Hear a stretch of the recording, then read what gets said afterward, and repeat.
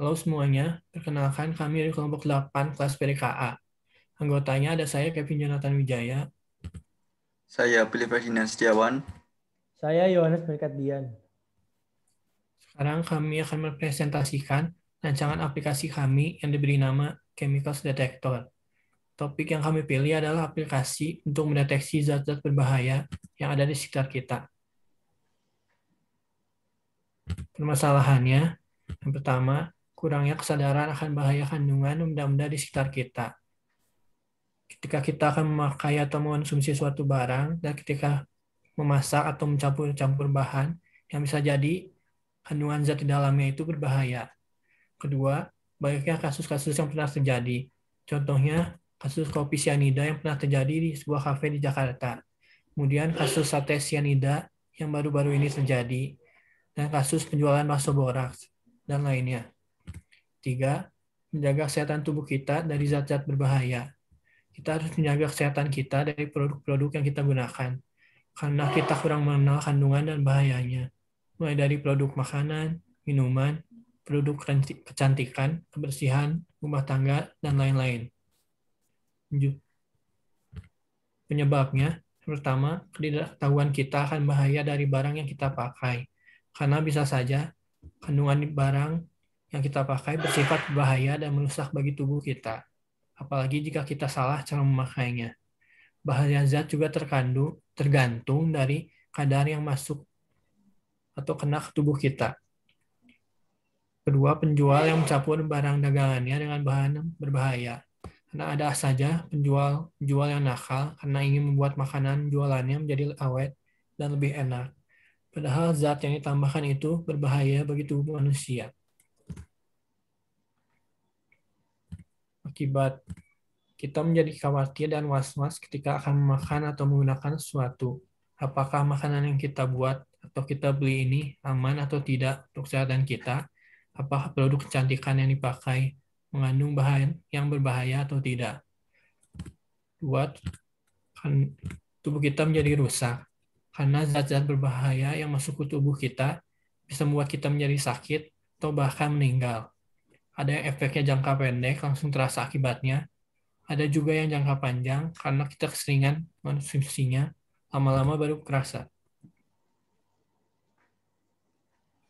Nah, fungsi dari aplikasi yang akan kita buat itu adalah mendeteksi zat kimia yang berbahaya yang ada di minuman atau di makanan, seperti cyanida, formalin, boraks, dan asam sulfat. Sumber data yang kita pakai adalah data yang didapatkan dari lembaga konsumen seperti BPOM, kemudian dari internet dengan sumber tervalidasi dan terpercaya.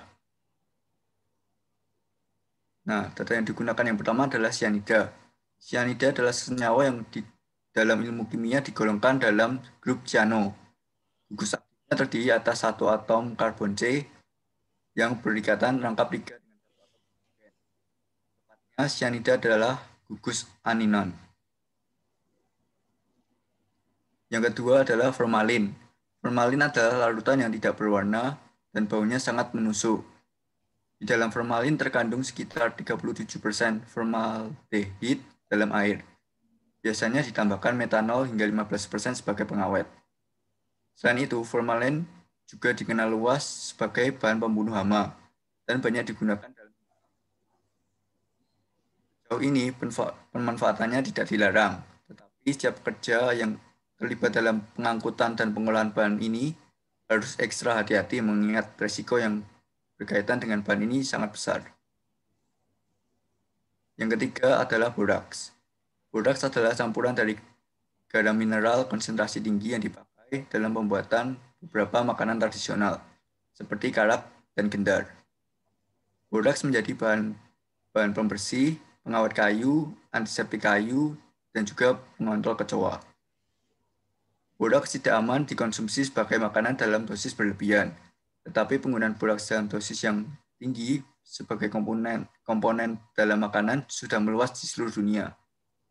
Mengkonsumsi makanan yang mengandung boraks akan menyebabkan gangguan otak, hati, dan ginjal.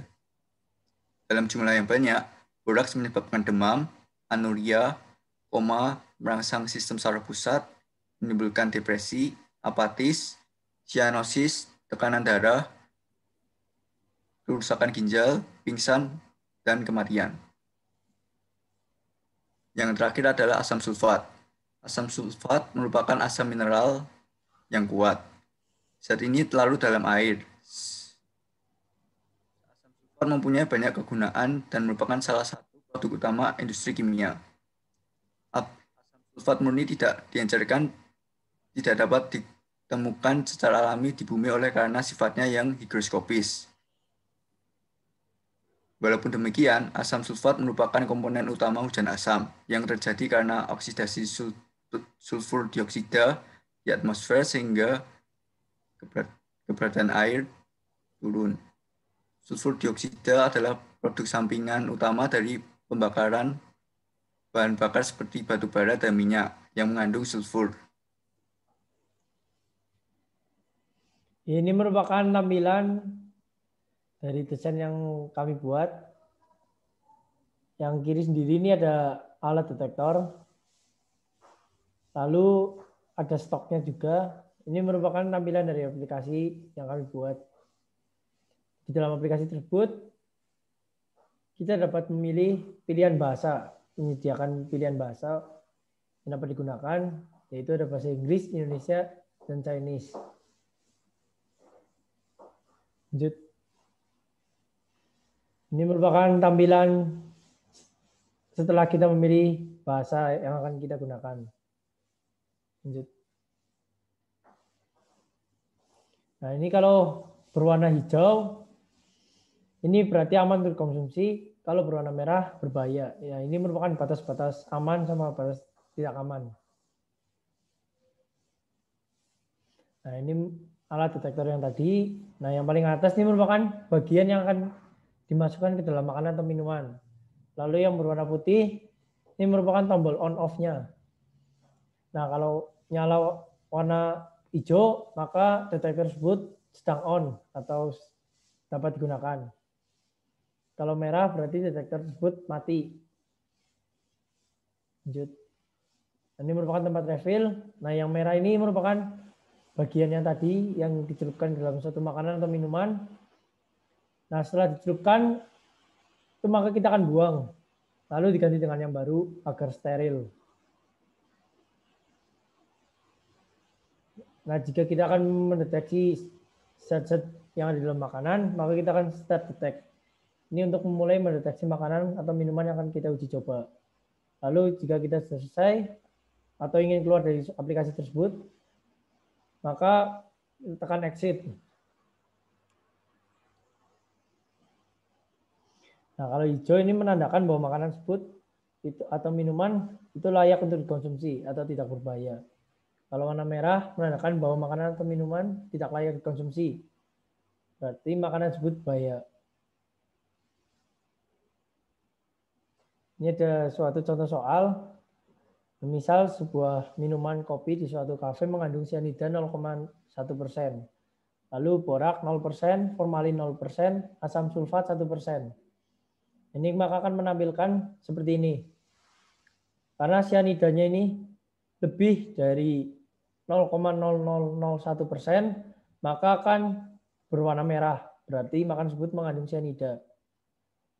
Nah, kalau borak dan formalin 0%, maka akan muncul warna hijau karena tidak mengandung borak atau formalin. Ini asam sulfat di sini 1%, ini kan melebihi 0% ini. Jadi berbahaya untuk konsumsi, makan ambil warna merah.